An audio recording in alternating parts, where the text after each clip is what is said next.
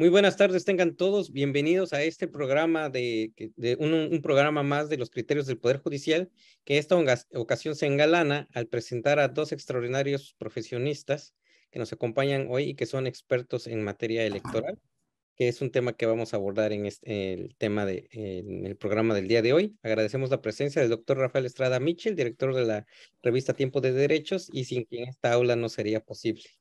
Entonces, es un honor para nosotros presentar a nuestros ponentes. Primero presentaremos al doctor Luis Octavio Vado Grajales, que es licenciado y doctor en Derecho, maestro en Derecho Constitucional y Amparo, grados otorgados por la Universidad Autónoma de Querétaro, especialista en Justicia Constitucional, Interpretación y Tutela de los Derechos por la Universidad de Castilla-La Mancha. Cuenta además con diversos cursos y seminarios en instituciones como el Consejo Latinoamericano de Ciencias Sociales, la Universidad de Siena y el Instituto de Investigaciones Jurídicas de la Universidad Nacional Autónoma de México. Es además profesora en el Departamento de Derecho de la Universidad Iberoamericana, Campus Ciudad de México, y de la Facultad de Derecho de la Universidad Autónoma de Querétaro. También ha impartido clase en la Escuela Federal de Formación Judicial, así como en la Universidad Autónoma de Baja California, en su Facultad de Derecho de Tijuana. Es autor de diversos artículos y reseñas en revistas tales como Cuestiones Constitucionales del Instituto de Investigaciones Jurídicas de la UNAM, Voz y Voto, Metapolítica, Revista Iberoamericana de Derecho Procesal Constitucional, Justicia y Sufragio del Tribunal Electoral de Jalisco, así como la revista Justicia Electoral del Tribunal Electoral del Poder Judicial de la Federación. Miembro del ICON México. Coordinador y autor de libros sobre elecciones, democracia, derecho procesal y derecho constitucional. Actualmente es profesor investigador de la Escuela Judicial Electoral del Tribunal Electoral del Poder Judicial de la Federación. Doctor, es un placer contar con usted en este día, en nuestro programa de los criterios del Poder Judicial. Sea usted bienvenido, el micrófono es todo suyo. Adelante, por favor. César, muchas gracias. ¿Sí me escuchan y me ven correctamente?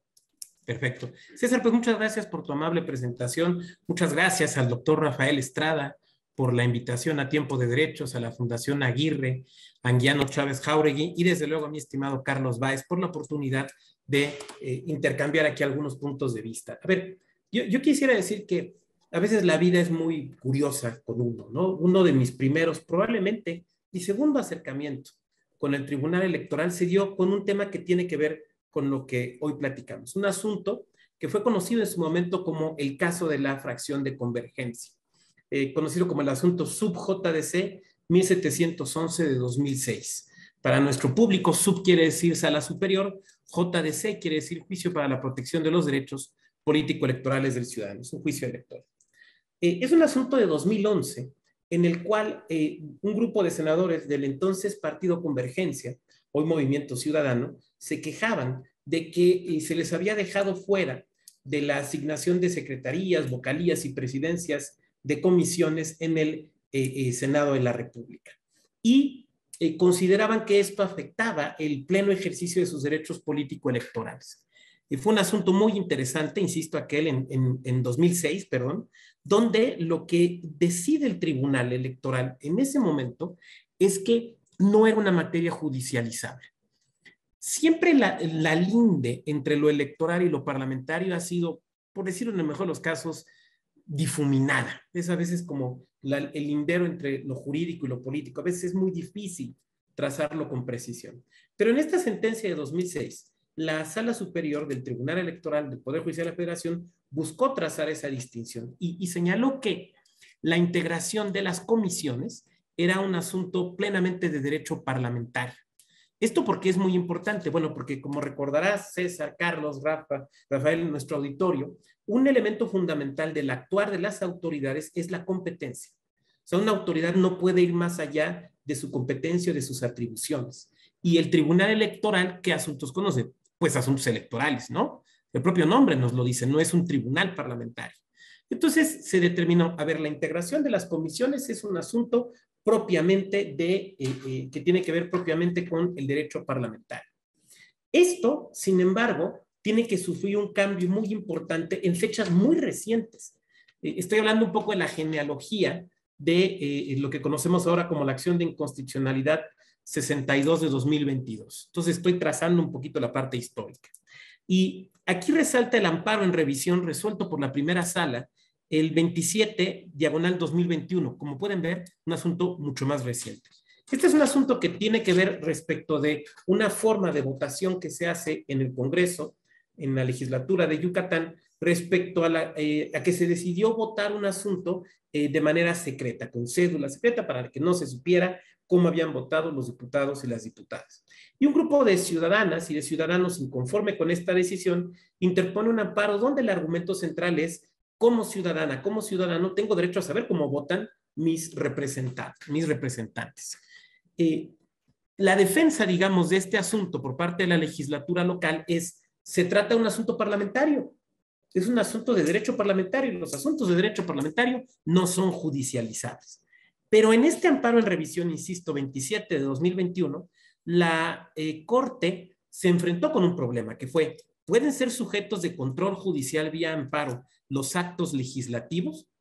Y la Suprema Corte estableció un criterio muy interesante. Lo que dijo es que, salvo excepción constitucional, recalco, salvo excepción constitucional, los actos intralegislativos, o sea, dentro del Poder Legislativo, que violen derechos humanos pueden ser objeto de control en el amparo. Esto fue muy interesante porque implicó de manera, yo diría que ni siquiera indirecta, sino casi muy directa, superar el criterio que había sostenido la Sala Superior en este asunto de convergencia de 2006. Y entonces se presenta un asunto en Sala Superior que es el sub JDC 1453 de 2021. Asunto donde se discute la integración de la Comisión Permanente del Congreso de la Unión. Se inconforma un grupo de senadores de la forma de integración de la Junta de Concertación y de la forma de elegir a las senadoras y senadores que participarían en la comisión permanente, e interponen este juicio electoral ante Sala Superior. Y digamos que la defensa en este asunto era sostener el criterio de 2006 que yo he comentado hace un momento. Lo que hace Sala Superior en este sub JDC 1453-2021 es decir, ese criterio ha sido superado. Ha sido superado justamente por el amparo en revisión que mencioné, insisto, el 27 de 2021, porque ahí la Suprema Corte señaló: cuando un acto intralegislativo, un acto interno del Poder Legislativo, afecte derechos humanos, salvo excepción constitucional, debe ser sujeto de eso, de control constitucional. En este caso, como estábamos hablando de derechos electorales, pues de control constitucional, valga la redundancia, en sede electoral. Y entonces determina la Sala Superior en este asunto, toma varias decisiones. Primero, pues reconoce la naturaleza constitucional de la comisión permanente. Segundo, que es derecho de quienes integran el Senado ser electas o electos para la comisión permanente e integrar desde luego la Junta de Concertación Política. Y se decide entonces que se debe instruir al Senado y a la Junta de Coordinación para que se establezca un procedimiento para integrar plenamente la comisión permanente conforme criterios de proporcionalidad y de representatividad. ¿Por qué este asunto es importante? Porque la emisión de esta sentencia da lugar a una modificación de la ley orgánica del Poder Judicial, de la ley de medios de impugnación en materia electoral, que establece la prohibición, estoy hablando específicamente del artículo 10 de la Ley General del Sistema de Medios de Impugnación, la prohibición de, o mejor diríamos técnicamente, la improcedencia de los medios de impugnación electorales contra decisiones que sean actos parlamentarios. Contra esto se interpone la acción de inconstitucionalidad radicada como 62-2022 y la acumulada 77 del mismo año, que es justamente la que nos trae a platicar aquí. Como podemos ver, entonces, esta acción de inconstitucionalidad tiene como antecedente la superación de un criterio del Tribunal Electoral acerca de la no judiciabilidad de actos internos del Poder Legislativo, pero que este criterio es modificado no por decisión propia, en principio de Sala Superior, sino por un amparo en revisión resuelto por la primera sala de la Suprema Corte, que establece un criterio que a mí me parece importantísimo. Los actos parlamentarios sí son sujetos de control constitucional, merced amparo o merced un juicio electoral, cuando afecten derechos humanos, salvo prohibición expresa. Quisiera dejar en este momento, digamos, esta primera aproximación hasta ahí. Muchas gracias. Muchísimas gracias, doctor. Bastante interesante y bastante completa esta introducción al tema.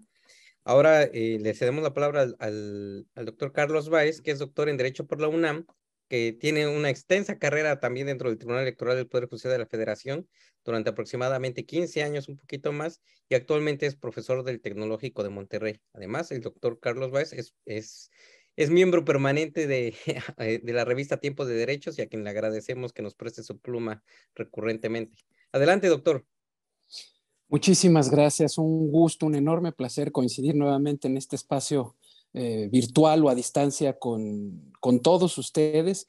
Y bueno, precisamente ocuparnos de comentar estos casos que muy bien ha reseñado, muy bien ha hilvanado el doctor Octavio Vado, que precisamente lo que dejan ver y digamos sería en lo que yo quisiera poner énfasis, lo que permiten ver necesariamente es la muy sana interacción entre distintos órganos constitucionales, órganos del Estado mexicano, interacción debida precisamente al ejercicio de sus propias facultades, al ejercicio de sus funciones que le son inherentes.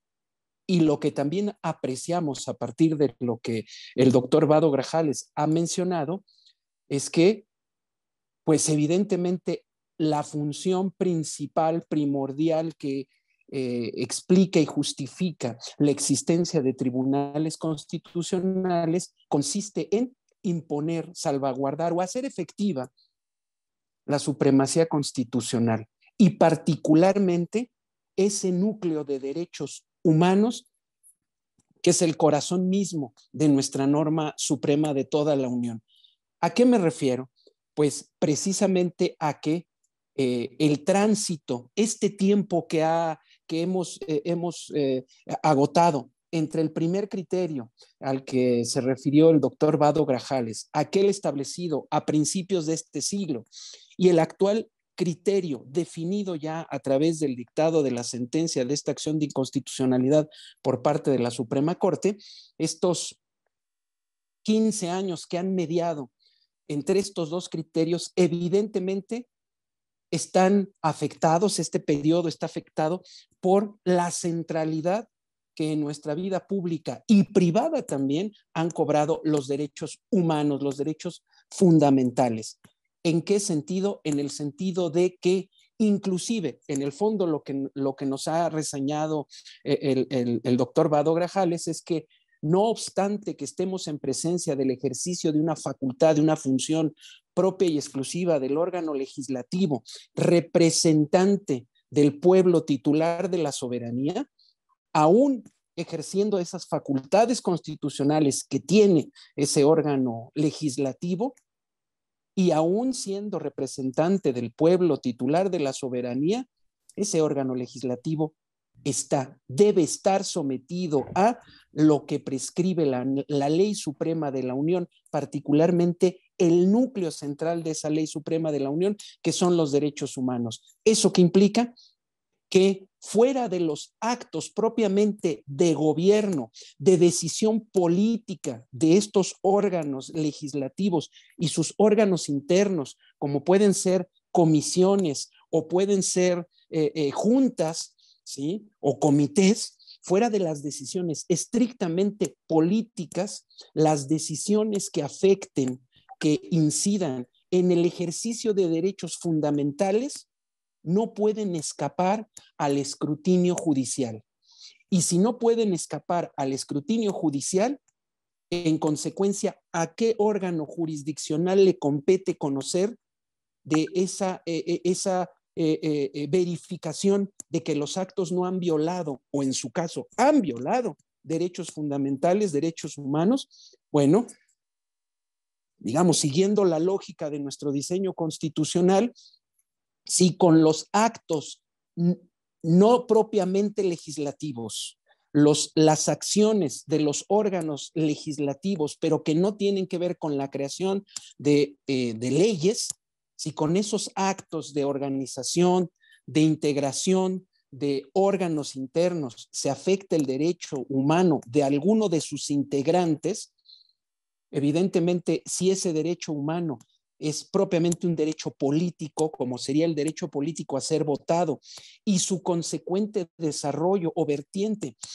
consistente en el ejercicio efectivo de las facultades propias del cargo para el que fue electo o electa esa persona, pues estamos en presencia de la actualización o la posibilidad de que puede ejercer competencia y conocer de la infracción un órgano jurisdiccional especializado en la materia electoral. Fuera de ahí, fuera de esos derechos directamente vinculados o que constituyen la ciudadanía, ¿sí? Algún otro derecho que no sea estrictamente político, como lo ha mencionado el doctor Vado en la reseña que ha adelantado, pues competirá será materia, tendrán competencia para conocer de esas posibles o pretendidas infracciones a ese derecho no estrictamente político, pues los órganos que conozcan, los tribunales que conozcan de amparo. De tal manera que el paso que se ha dado no es pequeño, pues implica necesariamente el someter también estos actos del órgano representativo del pueblo titular de la soberanía, someterlo al escrutinio de constitucionalidad. Y por otro lado, hacia el final de su exposición, el doctor Vado Grajales mencionó algo también que es por demás relevante. La reacción del órgano legislativo para tratar de excluir del conocimiento de la justicia electoral, en concreto del Tribunal Electoral del Poder Judicial de la Federación, estos actos parlamentarios no directamente relacionados con la creación de una norma, pero que inciden o afectan en el ejercicio, en el cabal ejercicio o plena eficacia de derechos políticos, la reacción que tuvo el Congreso, pues estribó precisamente en la inclusión de una nueva causal de improcedencia, en el sentido precisamente de tornar, de excluir del conocimiento de un órgano jurisdiccional este tipo de actos, lo cual, ¿sí?, es lo que motiva que se plantee, se presente una demanda de acción de inconstitucionalidad precisamente para cuestionar, en este caso, lo que había creado, lo que había reformado el propio Poder Legislativo Federal. ¿Con qué quiero cerrar? Esencialmente, les invito a que pongamos nuestro interés en este intercambio, en esta interacción entre órganos del Estado mexicano en torno al diseño de los instrumentos con los que contamos todas las personas, particularmente la ciudadanía, para tutelar nuestros derechos. Aquí tenemos un claro diálogo. Algunos podrían decir un diálogo constitucional, un diálogo normativo entre el Poder Legislativo y el Poder Judicial, como claramente se evidencia en la sentencia de la acción de inconstitucionalidad ya referida. Digamos, esta sería la primera parte de mis intervenciones. Gracias.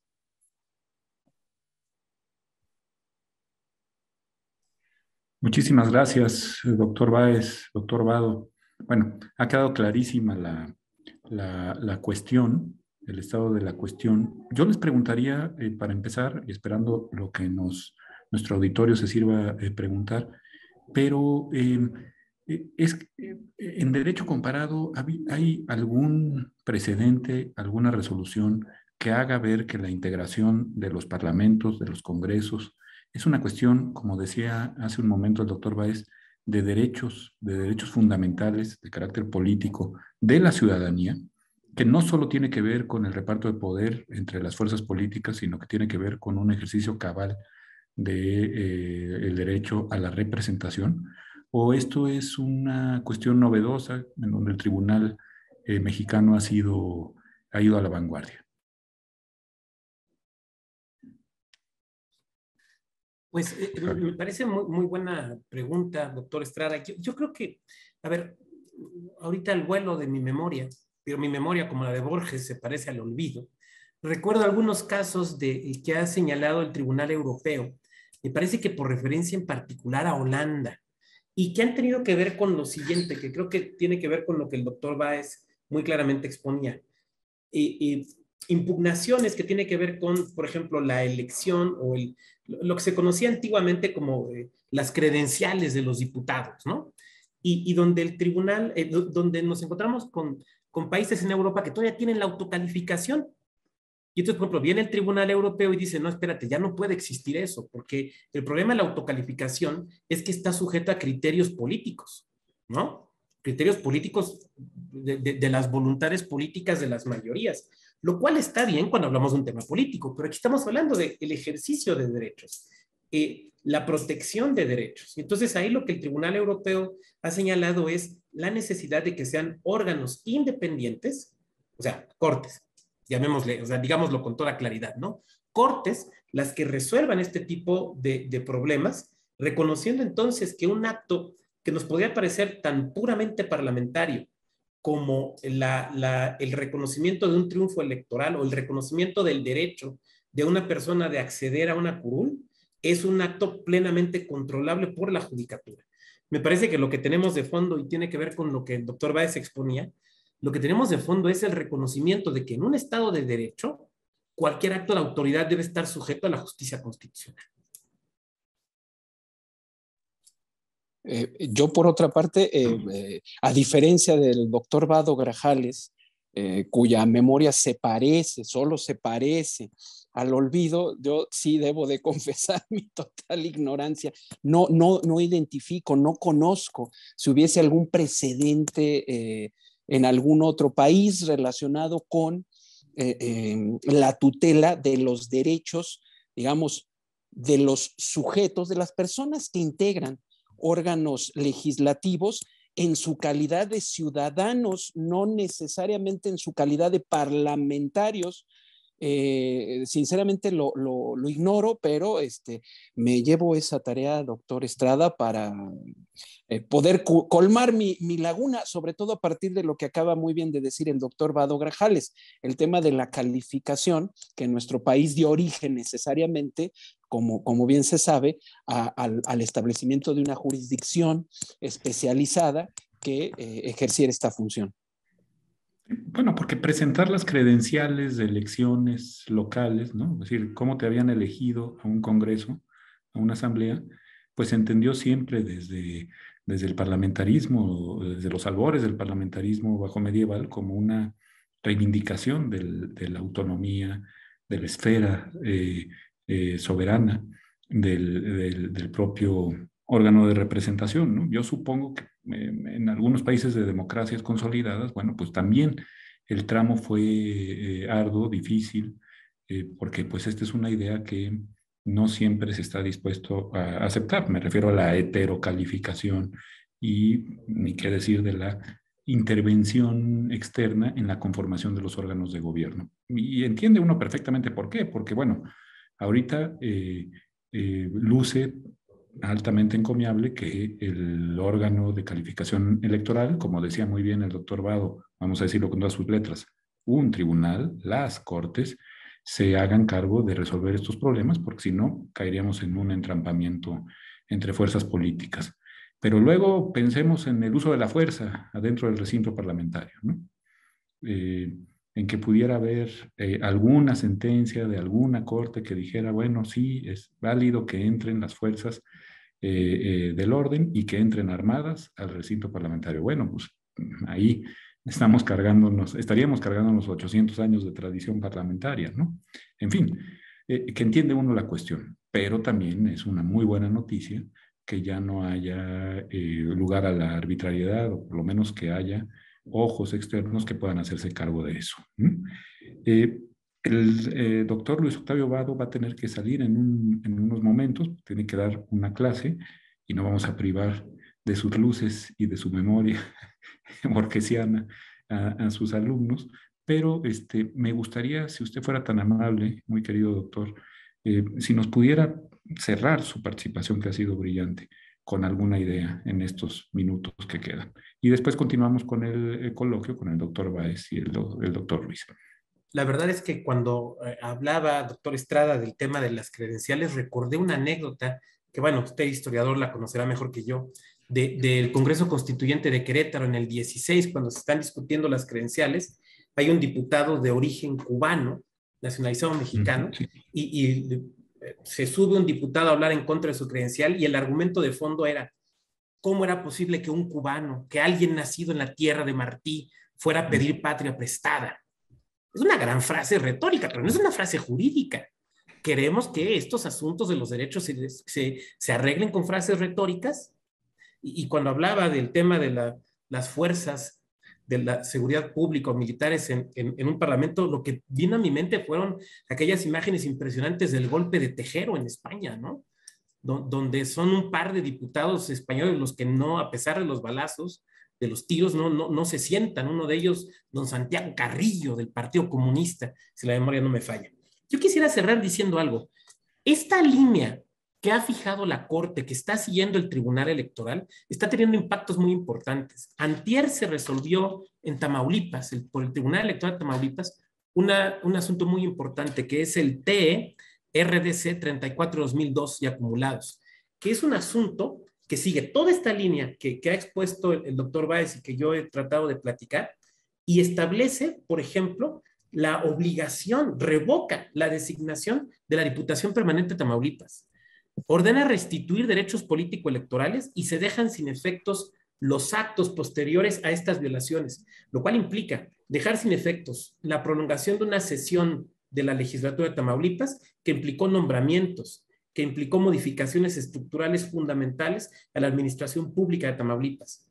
Y esta es una sentencia de hace 2 días que sigue estas líneas que hemos comentado aquí. Lo que estoy tratando de decir entonces es que nos estamos viendo una línea jurisprudencial que está surgiendo, que está teniendo una aplicación inmediata, porque todos estos asuntos, a ver, el asunto de la Corte se resolvió la semana pasada, el asunto del Tribunal Electoral es de este año, este asunto de Tamaulipas es de hace 2 días. La bola de nieve viene con fuerza y la línea jurisprudencial está siendo muy clara y está diciéndole a los órganos legislativos, cuidado, ya no podemos estar con ese discurso hijo de la Revolución Francesa de que esta es la soberanía popular y los jueces no pueden venir aquí a hacer nada, ¿no? Aquella época donde los jueces debían ser solamente la bouchée de la loi. Ahora lo que tenemos es una judicatura mexicana, una judicatura constitucional que reivindica eso, su papel de defensa de los derechos y de los principios constitucionales. Esa sería mi intervención final, doctor Estrada. Muchas gracias. Ha sido brillante, doctor Vado, como todo en usted. Y bueno, lamentamos que se tenga que ir porque hubiéramos abrevado todavía mucho más de ese conocimiento. Simplemente recordar que hay resistencias del lado legislativo hoy por hoy muy claras, ¿no? Iniciativas precisamente para impedir que la judicatura intervenga en estos terrenos. En fin, ya tendremos ocasión de discutirlo, muy querido Octavio. Te mando un abrazo muy, muy fuerte. Mil gracias por estar aquí. Bueno, doctor Báez, me acordaba yo ahora que hablaba el doctor Luis Octavio Vado de la retórica y de si queremos que estas cuestiones se resuelvan o no con retórica. Recordaba aquel discurso en colegio electoral pues, de un ilustre constitucionalista mexicano, ¿no? De Manuel Herrera y Lazo, que al ver cuestionadas sus credenciales para ser electo por el Distrito Segundo, si no mal recuerdo, de San Luis Potosí, afirmaba aquello con aquella preciosa y engolada retórica de la época, de que sí, podía ser cierto todo lo que se alegara contra él. Él había traído al archiduque, él había sido paje de su Alteza Serenísima, él había estado con Huerta, ¿no? Él anduvo con Pío Marcha. En fin, daba un repaso por la historia patria y se colocaba en el bando conservador porque le habían reclamado precisamente que no podía ser diputado por pertenecer a la reacción, ¿no? Aquellas cosas de aquellos tiempos, estamos en el año 46. Bueno, y al final decía, a verdad mía que no sabía que había tenido yo una vida tan larga y tan llena de oprobiosas acciones, pero no se trata de juzgar eso, se trata de juzgar si fui electo o no diputado, si cuento o no con la mayoría. Fue un discurso apoteósico, el líder de la mayoría en aquel colegio electoral tuvo que recordarle a los diputados, algunos de ellos alumnos del maestro Herrera y Lazo, la obligación que tenían de votar por el dictamen y por el candidato oficial, ¿no? Que muy probablemente había perdido las elecciones. Bueno, de aquellas cosas tan simpáticas, si no fueran trágicas, de nuestro derecho parlamentario, yo francamente creo que sí hemos dado un paso muy civilizatorio, así lo con todas sus letras, por eso preocupa tanto los intentos de desmontarlo, hacia fijación de las litis y resolución de las mismas, pues de una forma mucho más apegada a derecho, ¿no? A debido proceso. En fin, hay muchas cosas que pueden mejorar, pero me parece que los criterios van en el sentido adecuado. ¿O usted qué opina, doctor Báez? No, pues a partir de lo que acaba usted de mencionar, doctor Estrada Mitchell, que bien conoce todas esas historias y que evidentemente forman parte, como bien lo dice, pues de nuestro anecdotario, si no fuera trágico el hecho, nuestra picaresca nacional en torno precisamente, y creo que esta sentencia que se está comentando, dictada en acción de inconstitucionalidad, es una clara muestra de este cambio de los tiempos. Por un lado, sí, efectivamente, venimos de una forma muy particular de hacer las cosas y de resolver este tipo de conflictos en atención o con base en argumentos no estrictamente jurídicos. Sí, en buena medida, pues quienes estamos por lo menos aquí presentes viéndonos directamente en las pantallas, pues hemos sido testigos de cómo finalmente asumimos que la Constitución, antes que o fundamentalmente, además de ser un pacto político, es una norma jurídica que reclama plena vigencia y que la supremacía de la Constitución implica precisamente que todos los órganos, incluyendo el órgano que representa al poder, al pueblo titular de la soberanía, ese órgano, ese poder precisamente sea el primero en el cual, al cual le corresponda acatar, cumplir y hacer cumplir efectivamente la Constitución. Y no solo la Constitución en general, sino particularmente este núcleo de derechos que es tanto así como el centro sabroso de la fruta que nos estamos comiendo, de la paleta que nos estamos comiendo, ¿sí? Es el centro más atractivo, más sabroso y por lo tanto más rico de esa ley suprema de toda la Unión.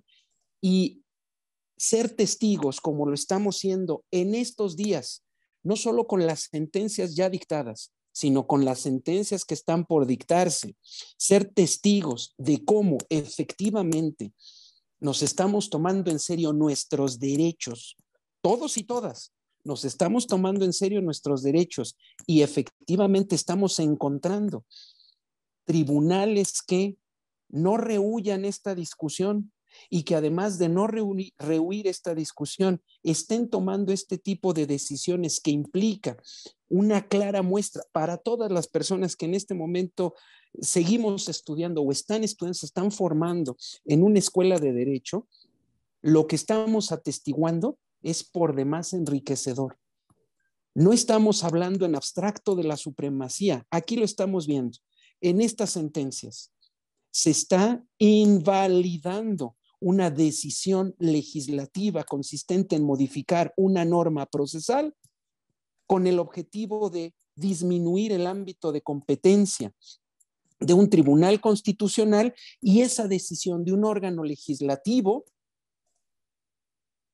acaba siendo anulada precisamente por inconstitucional. ¿Por qué? Porque la improcedencia, la disminución del ámbito de competencia de un tribunal protector de derechos no puede estar justificada a partir precisamente de la extracción de ciertos actos del control de la jurisdicción. Evidentemente, esto es resultado, y lo hemos atestiguado, de un intercambio constante y no solo de un intercambio normativo, jurídico, de argumentos propiamente jurídicos, sino también de un intenso intercambio de notas periodísticas, de comentarios. ¿Esto es sano? En mi opinión, sí. Por fortuna, hoy contamos con los mecanismos procesales para, digamos, procesar estos disensos y para sancionar estas infracciones a la Constitución. Qué bueno, qué bueno que los utilicemos. Para eso son y para eso sirven precisamente, aunque quien tome la decisión sea ese órgano que representa al pueblo titular de la soberanía, porque inclusive ese órgano, principalmente ese órgano, es el que debiera estar ocupado y preocupado de cumplir cabalmente con la ley suprema de toda la Unión, particularmente la Constitución, haciendo lo que no solamente ese órgano, sino todos los órganos y también nosotros, los particulares, tenemos que hacer. Observar cabalmente no solo la Constitución en general, sino el núcleo de derechos. Y en este caso estamos hablando de mecanismos que tienen por objeto tutelar estos derechos políticos. La referencia histórica que hace usted, doctor Estrada Mitchell, evidentemente lo que nos permite es colocar en una perspectiva más amplia este tipo de decisiones. Si en aquel entonces don Manuel Herrera Irazo hubiese contado con un tribunal que le escuchara, claro, pues quizá otro gallo hubiese cantado, pero tuvieron que pasar varias décadas para que eso sucediera. Adelante, por favor. No, justo es lo que estaba yo pensando, muy querido doctor Báez. Quizá nos habríamos perdido un gran discurso, ¿no? Pero habríamos ganado en la formulación de alegatos y de agravios que hubiera llevado a un sistema pues mucho más razonable y sobre todo fundado en el debido procesamiento de la causa, ¿no? Que eso creo que hay que destacar. Ahora, riesgos. Bueno, pues esto es la conformación de órganos, lo que hoy nos ha reunido, ¿no? De órganos parlamentarios, pero al rato pues se discute la forma en que se nombró a determinado alto funcionario, ¿no? De Hacienda o de la diplomacia o de la Suprema Corte o del propio Tribunal Electoral por parte de alguna de las cámaras o del órgano de organización de las elecciones por parte de la Cámara de Diputados, lo que pueda uno pensar, ¿no? Y entonces queda en manos de los tribunales determinar quién debió haber sido designado, ¿no? Habrá quien diga, bueno, entonces cuando te refieres a mí como esta soberanía, pues simplemente estás ante otro ejercicio retórico y mentiroso, porque no soy soberano. Encima de mí tengo un tribunal que incluso con mis designaciones se puede meter. O sea, lo que un poco quiero decir es que es un camino que o le pones diques o se vuelve un camino sin regreso, ¿no? No, sin duda. En mi opinión, este tipo de decisiones sí nos acerca de alguna manera a esta gran pregunta de ¿y quién vigila a los vigilantes? Sin duda. Seguramente habrá otras que también nos hagan plantearse, nos lleven a plantearnos no solamente quién vigila a los vigilantes, sino también cuál es el límite de esos vigilantes, esos encargados de salvaguardar las promesas democráticas. Pero lo que a mí me interesaría en este caso resaltar es que por lo menos en esta sentencia en particular sí identificamos con claridad un límite preciso. ¿Cuál es? La Constitución, y la Constitución particularmente ese núcleo de derechos. Cuando hay una afectación al derecho de la persona a desempeñar el cargo para el cual fue electo, en el sentido de que se le impide ejercer a cabalidad las facultades que tiene porque no se le permite formar parte de un órgano interno de decisión, de deliberación y del propio órgano legislativo, pues sí, la pregunta que está en el fondo es, bueno, entonces, ¿para qué lo elegimos? ¿O para qué elegimos a tal o cual persona si no se le va a permitir ejercer a cabalidad sus funciones? Entre otras, ahorita estamos hablando de integración de comisiones, integración de órganos de decisión, como puede ser una junta directiva, ¿sí? Pero también recordemos que ha habido casos en los cuales diputados se han inconformado precisamente porque su facultad para participar en la creación de leyes ha sido afectada. ¿Cómo? A través del fácil recurso de la congeladora. La presentación de iniciativas no es suficiente para mover la maquinaria legislativa, se manda a la famosa congeladora ¿Y dónde queda la iniciativa presentada por tal o cual diputado? Pues precisamente esas facultades, el ejercicio de esas facultades es lo que también tutela o que ha llegado a tutelar la justicia electoral. Pero sin duda el gran cuestionamiento es, y bueno, ¿qué límite tienen? En mi opinión, en este caso el límite está claro, me parece que es la Constitución, el límite de todos y todas, los órganos del Estado y de las personas en general. Pero por otro lado, sí queda, sin duda, el gusanito de, bueno, ¿y quién cuida a los que nos cuidan? ¿Y qué límite tienen esos que nos cuidan o que dicen que nos cuidan de los demás que nos representan? Al final parece un juego de palabras, pero encierra problemas serios que seguramente vamos a atestiguar en próximas fechas. Y si tienen derecho los jueces electorales a gobernar o no, a tomar decisiones de gobierno. Las designaciones, por ejemplo, lo son muy claramente. Les recordamos que el chat está abierto a sus preguntas, cuestionamientos, comentarios. Nos dará mucho gusto, nos honran mucho con su presencia. Y por otro lado, quisiera yo dejar sobre la mesa, doctores, un tema pues también de la mayor relevancia, que es la ejecución de las resoluciones del Tribunal Electoral. Porque, bueno, pues en el caso concretísimo de la Comisión Permanente, pues se quedan sin materia por obvio transcurso del tiempo, ¿no? Puedo tener la resolución a mi favor, pero si ya se reunió, como acaba de suceder hoy, para un periodo ordinario la Cámara, o las dos cámaras, el Congreso, pues de mucho me va a servir para enmarcar mis... Ya no entré a la Comisión Permanente, por poner un ejemplo muy claro. El tema es hasta qué punto esta soberanía, como decimos pomposamente, tiene derecho a brincarse alegremente las sentencias de los tribunales federales, en este caso. Lo decía el doctor Báez con mucha claridad. También en el proceso legislativo se inmiscuyen. Ha habido sentencias exhortativas e incluso con carácter vinculante, es decir, tienes que expedir tal o cual ley, ¿no? Y si no, se va a abrir un expediente de inejecución de la sentencia de la Suprema Corte, por ejemplo. Y lo que vemos es que pues, cualquier sanción en ese sentido sería, además de muy polémica, es sumamente difícil de ejecutar, ¿no? Es decir, ¿a qué diputadas o diputados sacas si no se votó una ley en el plazo que fijaron los transitorios de la propia ley y una resolución de la Suprema Corte?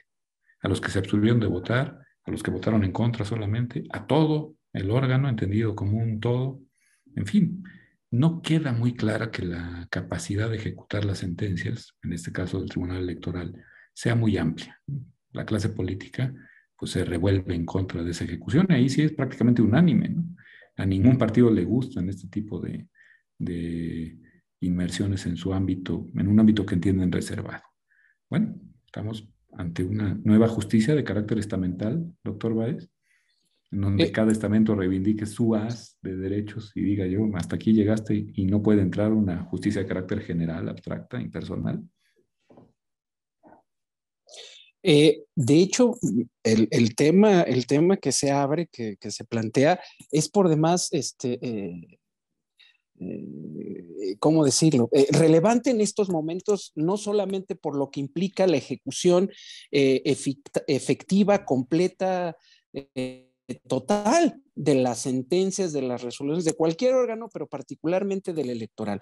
De manera muy reciente, de un año y medio para acá o de un año para acá, evidentemente hemos estado presenciando, hemos estado atestiguando cómo las autoridades electorales, los dos tipos de autoridades electorales, las administrativas y las jurisdiccionales, han estado tomando decisiones relacionadas precisamente con conductas, actividades, acciones que bien pueden o ya han sido definitivamente consideradas infracciones a la normatividad electoral efectiva, la reincidencia, ya no digamos la ejecutabilidad, sino la mera ignorancia en el sentido de no atender lo prescrito por la sentencia, ha conducido en buena medida a que empiece a perfilarse una línea jurisprudencial en el Tribunal Electoral del Poder Judicial de la Federación, en el sentido de que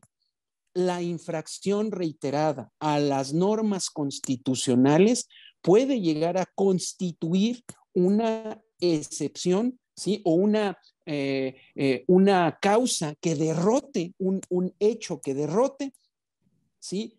La presunción de tener o de contar un modo honesto de vivir para poder ser, digamos, para poder ejercer a cabalidad los derechos que la ciudadanía implica. En el caso de, digamos, esta posición, esta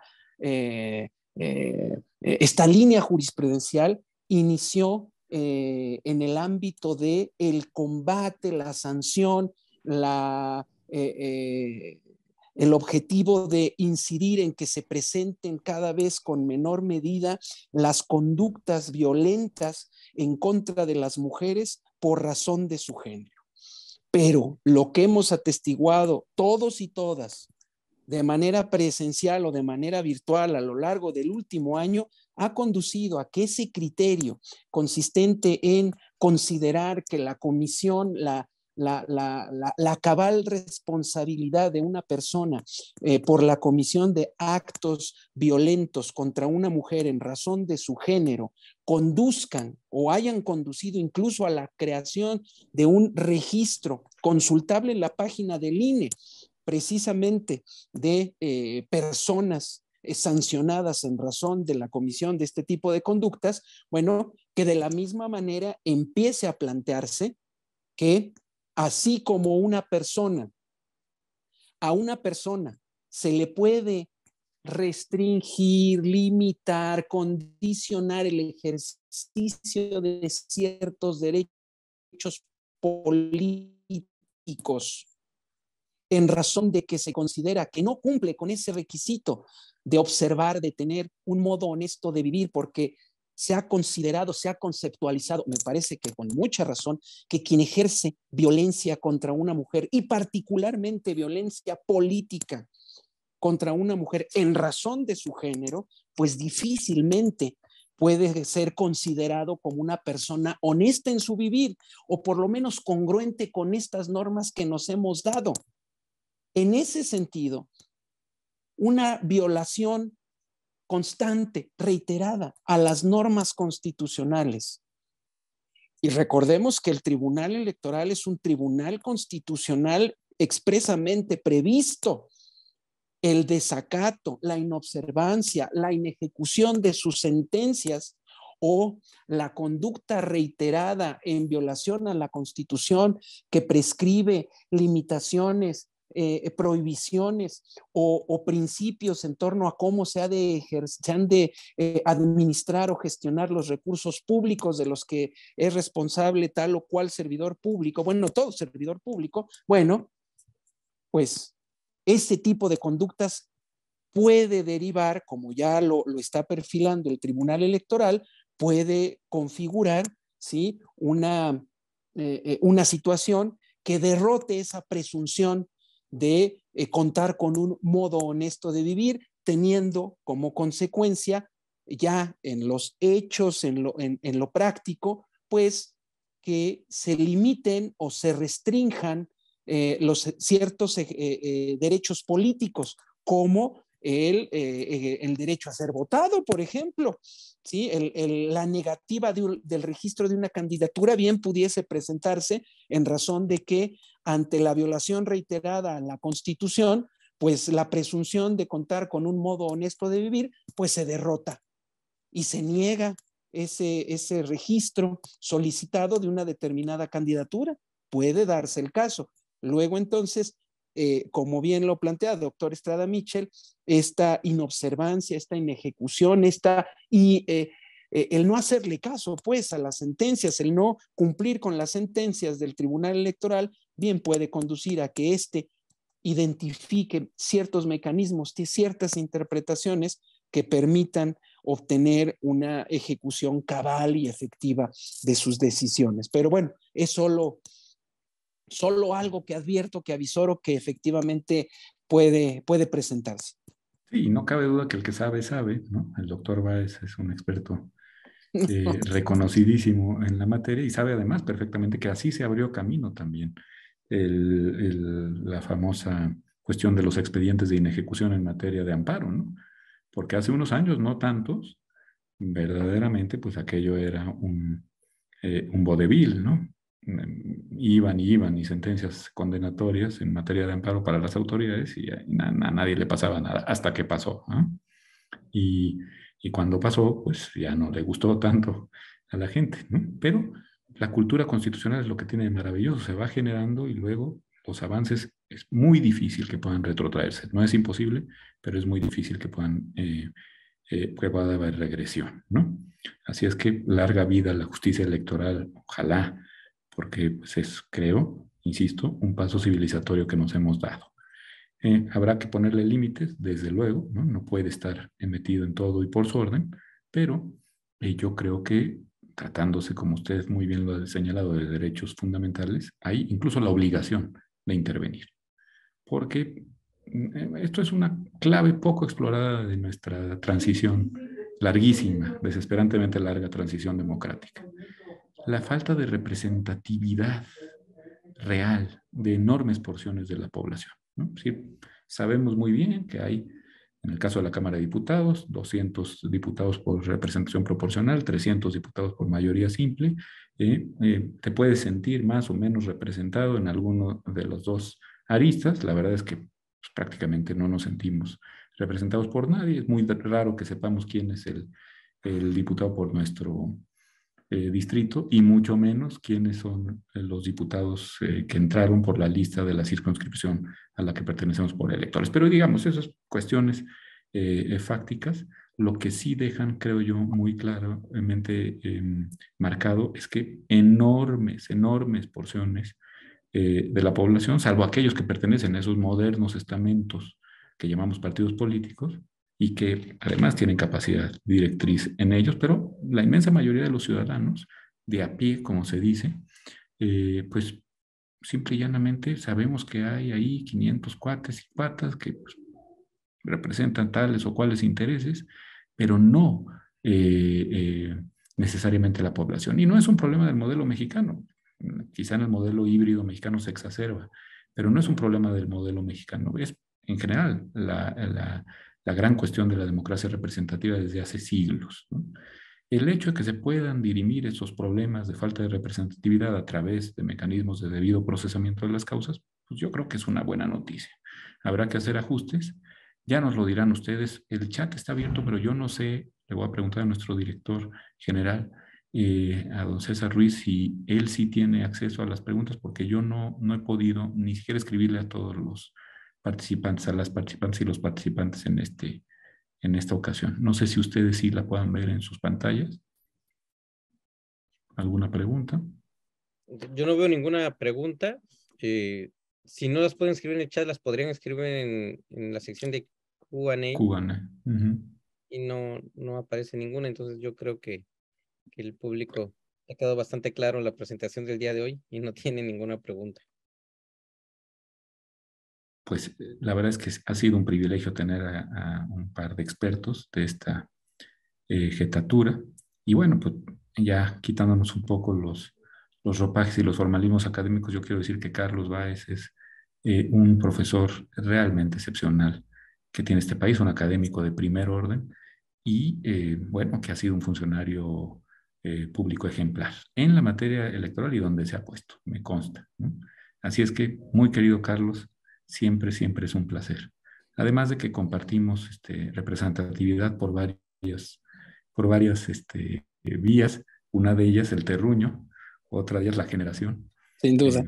Y desde luego, desgraciadamente, no los talentos, porque yo no le llego ni a las rodillas, pero sí, digamos, formar parte de una generación que ha estado preocupada por estos temas y que, bueno, ahora con la reciente muerte de Gorbachev, podemos decir que fue la última generación, Carlos, salvo que me corrijas, que entró a la secundaria todavía con vistas de volverse comunista y salió declaradamente partidaria de la perestroika y de la glasnost, que nos iba a acabar llegando en nuestro traumático 1988.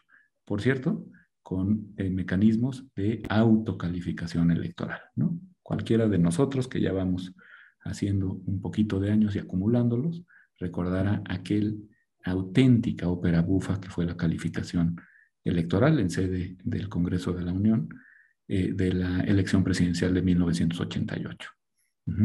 Hay que decirlo claramente para que Sin duda. los jóvenes no crean que las cosas siempre fueron tan sencillas como parecen ser hoy, ¿no? Carlos, No, muchísimas gracias. Al contrario, muchísimas gracias, Rafael, César. Para mí siempre es no solamente un enorme gusto, sino siempre representa un gran honor poder compartir con ustedes este espacio y pues precisamente con ese objetivo de difundir y de contribuir pues a la formación o al, ¿cómo decirlo de alguna manera? A que nos alleguemos de esta información, compartamos juntos habilidades, podamos desarrollar habilidades, adquirir información, pues qué mejor oportunidad que en alguna proximidad, algún curso al que podamos convocar precisamente en el marco de las actividades tanto de la revista como de la fundación para abordar estos temas relevantes tanto de nuestra vida pública como particularmente de nuestra vida política y electoral, precisamente a partir de esa perspectiva, de dónde venimos y sobre todo, claro, nadie de los que estamos aquí tiene una lámpara o una bola de cristal que nos permita advertir hacia dónde vamos, pero por lo menos sí formular quizá escenarios para en lo inmediato considerar pues eso, hacia dónde nos podemos mover en lo electoral. Estamos atestiguando también el inicio de discusiones en materia de reformas electorales y por otro lado, pues se anuncian ya, se dejan ver en el horizonte procesos electorales relevantes, Estado de México y Coahuila, y sin duda, tras estos procesos, pues los federales del siguiente año. Entonces, seguramente estaremos haciendo pública alguna convocatoria para algún tipo de actividad relacionada precisamente pues con esta información, esta formación en la materia. Pero bueno, a través de la fundación y de la... ¿Sí? Es indispensable, hay que generar una cultura de la memoria histórica, pero también generar una cultura constitucional, saber que lo que se ha ganado se puede perder, porque coincido contigo, se puede, no tenemos una bola de cristal, pero claro que se puede atisbar el abismo, se puede otear el abismo desde aquí y gracias a eso puede uno detenerse para no dar los pasos que lleven hacia esa perdición. Bueno, hay anécdotas clarísimas en donde las oposiciones tenían, si no que mendigar, sí que negociar, a veces suplicar puestos en la mesa directiva de los congresos, ¿no? Porque la mayoría hegemónica pues, entendía que aquello era prácticamente propiedad de ellos. Y cosas curiosas que nos vienen de la Constitución de Cádiz, se renovaba cada mes la mesa directiva de las cámaras. O sea, imagínense cada mes este teatrito, ¿no? Y el andar, oiga, que mire, que me necesito la primera vicepresidencia y una secretaría no estaría mal. No, no, usted nada más le toca la de segunda vicepresidencia para abajo, ¿no? Ni qué decir de presidir nunca el Congreso. Bueno, no volvamos a esos tiempos tan oscuros que hablan muy mal de nuestra apertura hacia el pluralismo de ideas y el pluralismo de trazado de caminos para la patria, que siempre motivo de discusión alterno y perfectamente posible y válido, creo yo. Yo no soy de aquellos que creen que los que piensan distintos son traidores necesariamente. Puede haber alguno que quiera traicionar, pero yo no tengo otra vez bola de cristal para saber quién es o no un traidor y desde luego por sus ideas creo que no se debe descalificar a nadie de esa forma. De ninguna manera. Ya eché un rollo que parece más bien de psicoterapeuta, mejor. No, en absoluto. De hecho, me hiciste recordar, ya vinculando lo que acabas de decir con la muerte de Gorbachev, la caída del muro, algún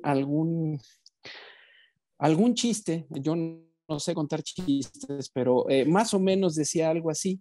En una reunión del Partido Comunista en la Unión Soviética, pues claro, llegaba el líder y preguntaba, ¿dónde se encuentra Estados Unidos en este momento? Y la respuesta unánime era, al borde del abismo. ¿Y dónde se ubica la Unión Soviética? Un paso adelante. Confiemos en que no nos suceda eso. Exactamente. Bueno, imagínate. Y creo que gracias a Gorbachev, creo que es un buen momento para rendirle un homenaje, aprovechando, Carlos, la reminiscencia y la broma. Creo que gracias a Gorbachev, Rusia y otras muchas repúblicas soviéticas, probablemente no todas, no dieron ese paso definitorio hacia un abismo insondable, ¿no? Y se dirá lo Sin que se duda. quiera del autoritarismo putiniano, y es deplorable, pero eh, creo que no alcanzamos ni siquiera a dimensionar lo que era la Unión Soviética en tiempos de Stalin, por ejemplo, ¿no? Sin duda. En fin, algo que no se le desea a nadie. Como los regímenes de partido único no se le desean a nadie, por lo demás, ¿no? Así Bueno, es. señor director, le agradecemos mucho su anfitrionía y quedamos con usted. Muchas gracias. No, al contrario, no me queda más que dar las gracias a ambos por esta brillante tarde, en la que claramente se ve que los tres son expertos en la materia. El doctor Estrada no deja de sorprenderme nunca, que en cualquier materia se desenvuelve como un ave que emprende el vuelo hasta lo más alto. Doctor Báez, es un honor que esté con usted con nosotros, y mencionaban ambos la necesidad de tener un punto de vista más crítico, de tener mayores conocimientos para, pues, entender mejor cómo funciona nuestra justicia electoral. Y yo no me puedo resistir a cederle de nuevo la palabra para que nos comente de un proyecto que vamos a iniciar en conjunto con usted en octubre, que es realmente un diplomado en materia electoral, del que seguro a nuestro público le interesaría conocer un poquito más al respecto. Muchísimas gracias, César. Efectivamente, en conjunto con, evidentemente la anfitrionía de la revista, la fundación, y en colaboración con la editorial Tirando Blanche, precisamente en esta plataforma de formación que tiene, pues próximamente se estará lanzando la convocatoria para un curso, un diplomado enfocado precisamente en distintos aspectos de los procesos electorales.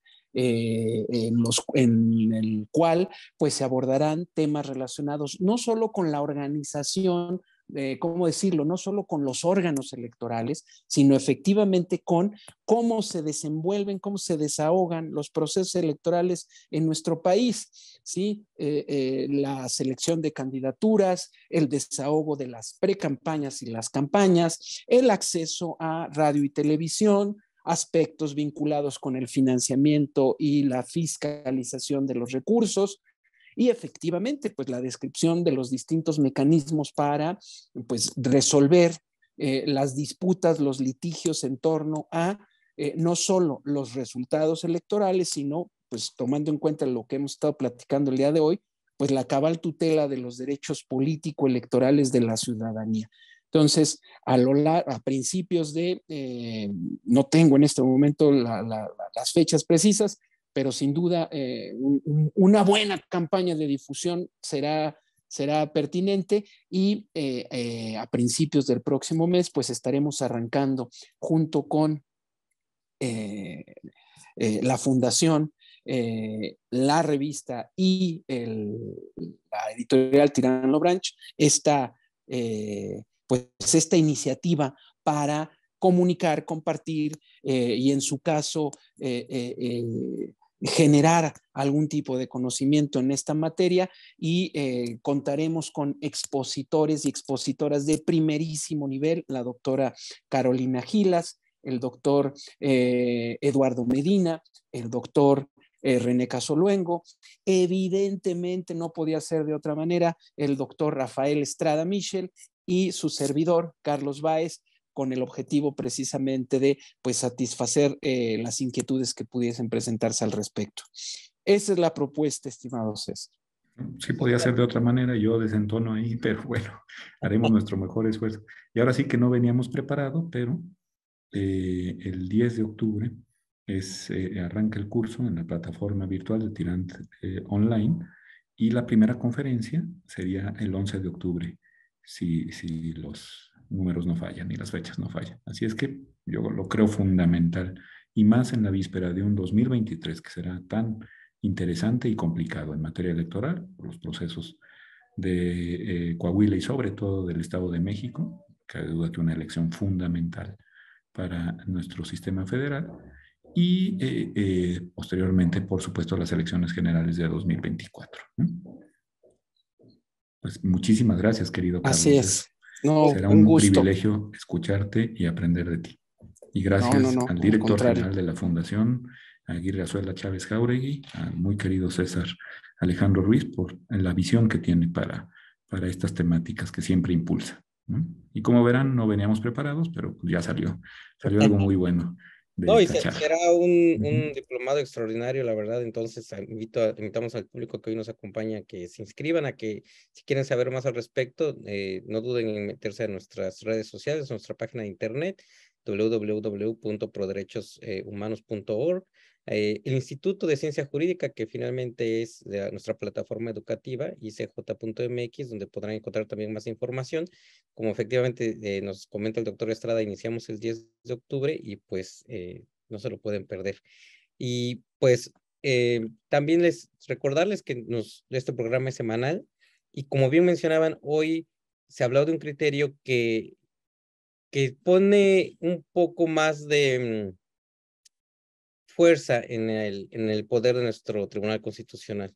Y si bien no tenemos una lámpara para ver el futuro, parece ser que sí podemos adivinar que viene una tendencia que podría confirmarse el próximo lunes con el interesante criterio que se va a resolver en la Suprema Corte, y sobre el cual nosotros haremos un programa especial el próximo jueves para analizar para entonces lo que haya resuelto nuestro máximo tribunal. Los invitamos a que asistan a este programa, y doctor Carlos Báez, no nos queda más que darle las gracias nuevamente. Tenemos un reconocimiento para usted que nos gustaría hacerle llegar en persona, y que pues esperamos sea de su agrado para poder seguir contando con sus conocimientos en esta aula Tiempo de Derechos. Está Hombre, al aquí contrario. una... Muchísimas gracias. Y por supuesto que próximamente ahí nos estamos viendo para recibirlo en físico. Perfecto. Pues muchísimas gracias a ustedes, muchísimas gracias a nuestro público. Que tengan muy buena noche y nos estamos viendo en el próximo programa. Buenas Gracias. noches. Hasta pronto. Hasta pronto.